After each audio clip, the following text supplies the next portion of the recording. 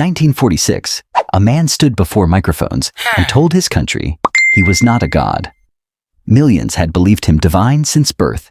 His name was Hirohito, Emperor of Japan. For centuries before him, plenty of humans wore that same title.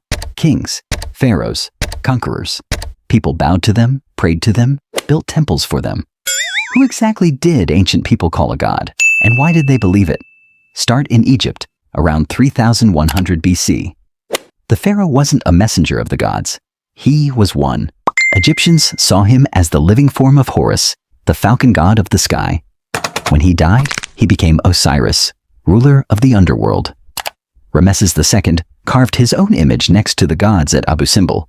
4 colossal statues, 66 feet tall, seated beside Ra and Amun. He ruled for 67 years and called himself the son of Ra. One pharaoh took it further. Akhenaten, around 1350 BC, declared himself the only true link to Aten, the sun disk. He banned the old gods, shut their temples, built a new capital called Akhetaten. His son reversed everything. That son's name was Tutankhamun, moved north to Mesopotamia. Around 2250 BC, a king named Naram-Sin did something no ruler before him dared. He added a horned crown, the symbol of divinity, to his own image on a victory stele. He called himself King of the Four Quarters and God of Akkad. Priests started offering him sacrifices while he still lived. His grandfather Sargon had only claimed the favor of the gods. Naram-Sin claimed to be one. Alexander the Great visited the oracle at Siwa in 331 BC, deep in the Egyptian desert. The priest greeted him as the son of Zeus Ammon. Alexander never denied it. Coins minted after his death show him wearing ram's horns, the mark of Ammon. Cities across his empire began building temples in his name while he still breathed. He died at 32 in Babylon, and generals who inherited his territory kept the practice. Ptolemy in Egypt declared Alexander a god and built him a tomb in Alexandria that pilgrims visited for 600 years. Rome resisted the idea at first. Julius Caesar accepted honors close to godhood, a temple, a priest assigned to his cult, before the Senate killed him in 44 BC. Weeks after his death, a comet appeared over Rome for 7 days. People called it Caesar's soul rising to the heavens. The Senate declared him Divus Julius, the divine Julius, in 42 BC. His adopted son Augustus used that title for the rest of his life, son of the divine one.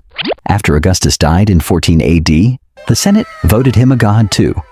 Not every emperor waited for the Senate's approval.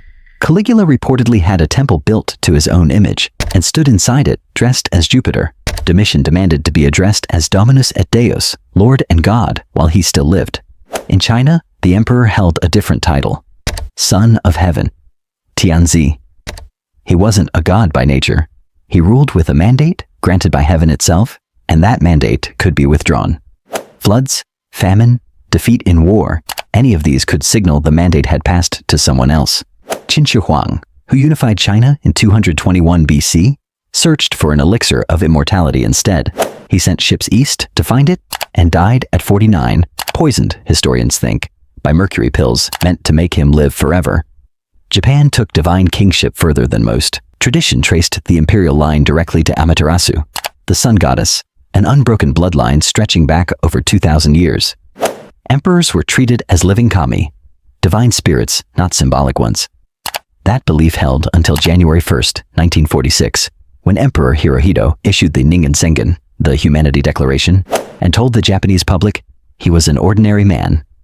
Across the ocean, the Inca built the same idea from scratch. The Sapa Inca, ruler of the empire, was called Intipchurin, son of the sun. When a Sapa Inca died, his body was mummified, not buried. Servants carried the mummy to feasts, dressed it, fed it, asked it questions through a spokesman. Spanish conquistadors found rooms full of these royal mummies in Cusco in 1533, still attended daily, decades after some of the kings had died. Different continents, different centuries, same pattern. A king's word carries more weight if it comes from a god's mouth. Temples, sacrifices, and hymns turn a ruler's claim into something people fear, questioning. Every empire on this list eventually lost that power. Comets fade, mandates shift, humanity declarations get signed. The gods, it turns out, were only ever human.